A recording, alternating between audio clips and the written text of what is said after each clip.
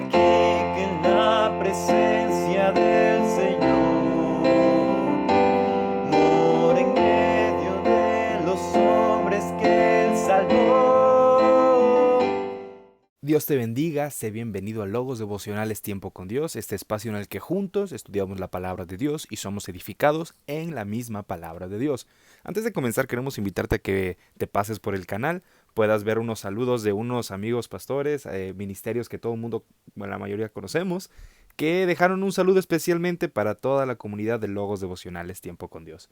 Entonces, pasa por el canal, disfruta de estos saludos, déjanos un comentario si ya conocías a estos hermanos, a estos ministerios, o si no los conoces, te invitamos a que puedas visitar sus páginas, sus canales, para que puedas ser edificado en tanto la música, como conocimiento histórico de la iglesia, como conocimiento teológico de las doctrinas de Cristo. Pero bueno, esta ya es la invitación y damos paso al devocional de este día, en el tema clamor y esperanza, continuando en el capítulo 69 de Salmos, versos 13 al 28. La palabra de Dios nos dice así: Pero yo a ti oraba, oh Jehová, al tiempo de tu buena voluntad. Oh Dios, por la abundancia de tu misericordia, por la verdad de tu salvación, escúchame. Sácame del lodo, y no sea yo sumergido, sea yo libertado de los que me aborrecen y de lo profundo de las aguas. No me anegue la corriente de las aguas, ni me trague el abismo, ni el pozo cierre sobre mí su boca. Respóndeme, Jehová, porque benigna es tu misericordia. Mírame conforme a la multitud de tus piedades. No escondas de tu siervo tu rostro, porque estoy angustiado. Apresúrate, óyeme. Acércate a mi alma, redímela, líbrame a causa de mis enemigos. Tú sabes mi afrenta, mi confusión y mi oprobio. Delante de ti están todos mis adversarios. El escarnio ha quebrantado mi corazón y estoy acongojado. Esperé quien se compadeciese de mí y no lo hubo, y consoladores y ninguno hallé. Me pusieron además hiel por comida, y en mi sed me dieron a beber vinagre. Sea su convite delante de ellos por lazo, y lo que es para bien por tropiezo. Sean oscurecidos sus ojos, para que no vean, y haz temblar continuamente sus lomos. Derrama sobre ellos tu ira, y el furor de tu ojo los alcance.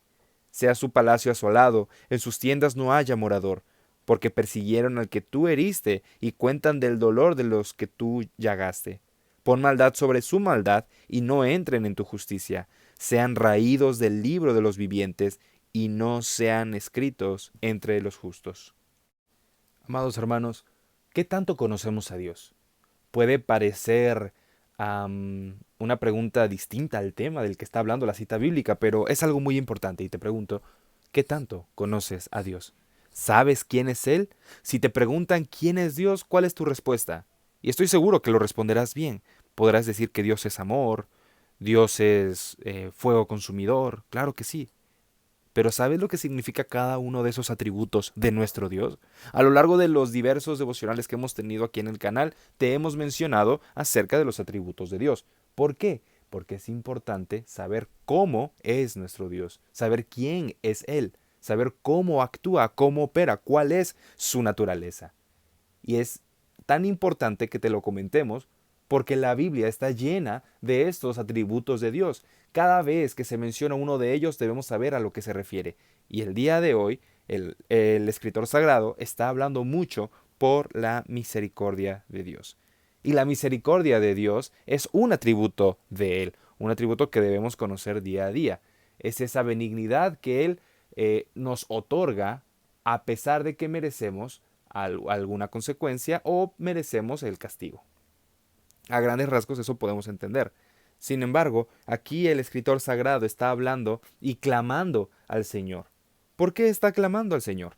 Como veíamos el día de ayer, él se sentía como si se estuviera ahogando en el fango, en un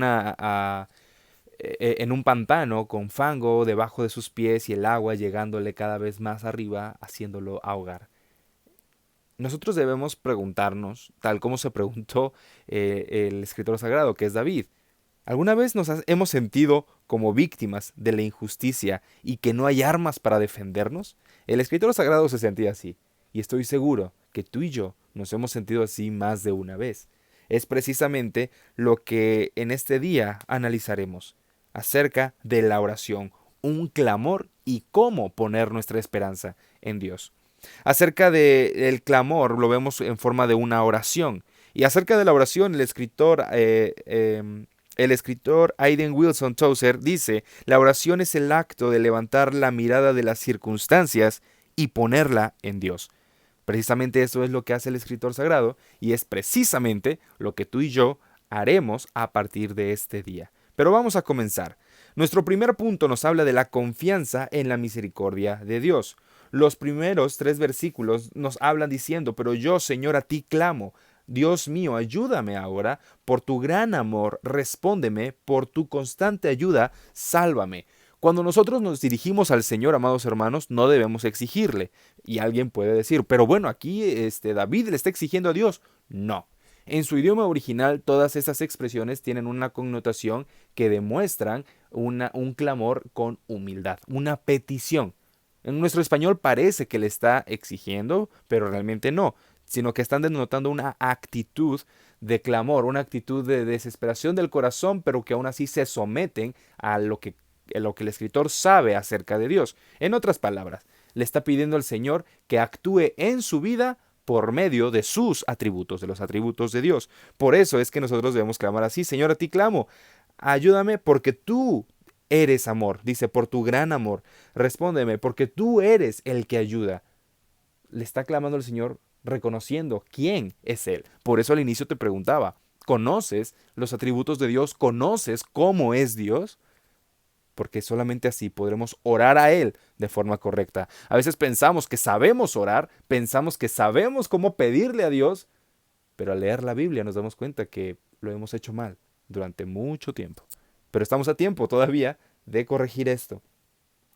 El escritor, a pesar de estar en una gran angustia, él sigue confiando en la misericordia y en el amor de Dios, pues la fe de David se sostiene en la bondad y en la compasión divina. Aquí tenemos 2 características: la bondad de Dios y también su compasión divina. Amados hermanos, en lugar de desesperarnos, nosotros debemos confiar también en la bondad y en la compasión divina. Debemos recordar que Dios es nuestra roca, nuestro refugio, nuestro noble sostén. Hay un himno que te recomiendo escuches, se llama así: Noble Sostén. En el momento difícil escúchalo, y no está diciendo: Señor, dame. No, al contrario, en el momento difícil estamos diciendo: Señor, tú eres una roca en la que estoy fundado. Debemos adorar y reconocer a Dios incluso cuando todo parece ir en contra de nosotros. Acerca de esto, Juan Calvino mencionó y dice: Dios en su misericordia es un refugio. No debemos verlo como algo distante, sino como un refugio al que tú y yo podemos acceder. Amados hermanos, debemos ver a Dios como el protector al que siempre podremos acudir por cuanto somos sus hijos. No somos extraños, somos sus hijos. Nuestro segundo punto del día, amados hermanos, es clamor por justicia y liberación. Los siguientes 3 versículos dicen: Señor, respóndeme, tú eres bueno y todo amor. Por tu inmensa ternura, fíjate en mí. No rechaces a este siervo tuyo. Respóndeme pronto porque estoy en peligro. Acércate a mí y sálvame. Líbrame de mis enemigos. Aquí David está pidiendo que Dios lo rescate y que no se esconda de su súplica. La versión 60 dice: no escondas de tu siervo tu rostro. No porque Dios se esconda, sino porque el salmista quiere evitar que su carne se sienta abandonada por Dios. ¿Ok?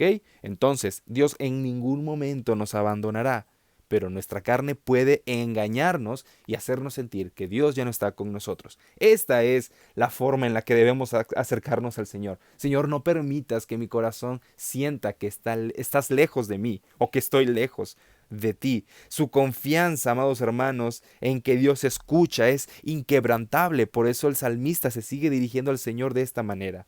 Tú y yo, cuando nos sentimos atrapados en la injusticia, cuando nos sentimos atrapados en el temor o en el terror de las circunstancias, debemos recordar que Dios escucha y sobre todo que Dios actúa en su soberana voluntad. ¿Ok? No conforme a nuestra percepción, conforme a incluso en algún momento nuestro capricho. No, no, no. Dios sabe cómo va a actuar y cuándo va a actuar. Porque Él es soberano, Él es perfecto. Sus pensamientos van mucho más allá de los nuestros. Sus planes son perfectos.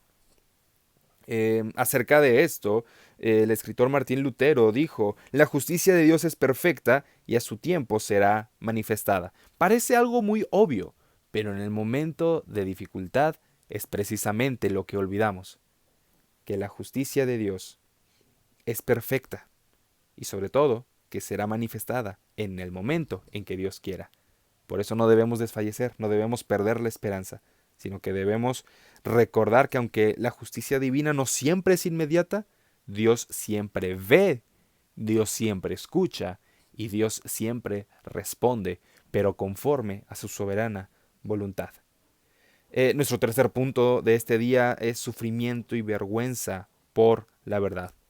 Los siguientes versículos nos continúan enseñando y diciendo: tú conoces las ofensas, la vergüenza y la deshonra que he sufrido. Tú sabes quiénes son mis enemigos. Las ofensas me han roto el corazón. Estoy sin ánimo y sin fuerzas. Inútilmente he buscado a quien me consuele y compadezca.